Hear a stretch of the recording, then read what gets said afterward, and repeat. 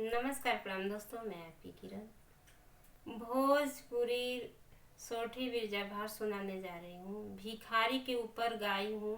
आप लोग खूब ढेर से प्यार दुलार दीजिएगा। मेरे चैनल को ज़्यादा से ज़्यादा सपोर्ट करिएगा। कमेंट बॉक्स में ज़रूर बताइएगा मेरा गाना कैसा लगा।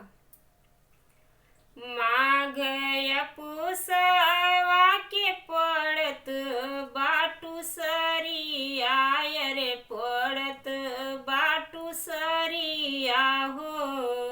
एक न कंबल देखालन हो राम। एक न कंबल देखालन हो राम।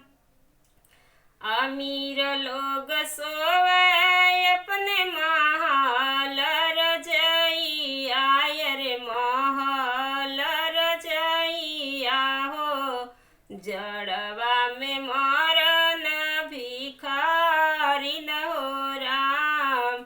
जड़वा में मरन भिखारी न हो राम।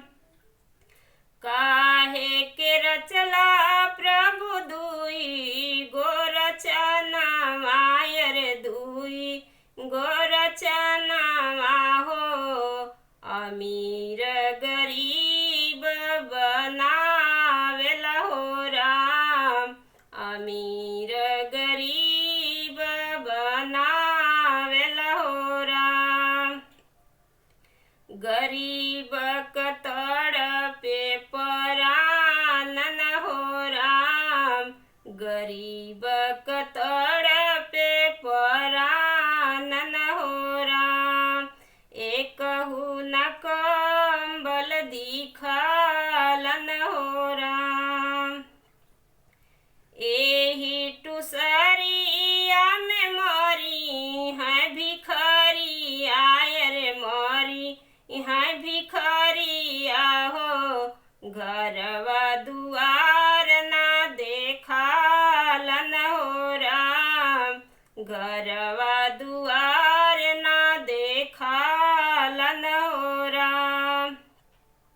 इतनी महंगाइया में पई है कहाँ रजइया रे पई है कहाँ रजइया हो। तड़पी के निकली परानन हो राम। तड़पी के निकली परानन हो राम। माघ पुसवा क पड़त बाटू सरिया रे पड़त बाटू सरिया हो। एकहु न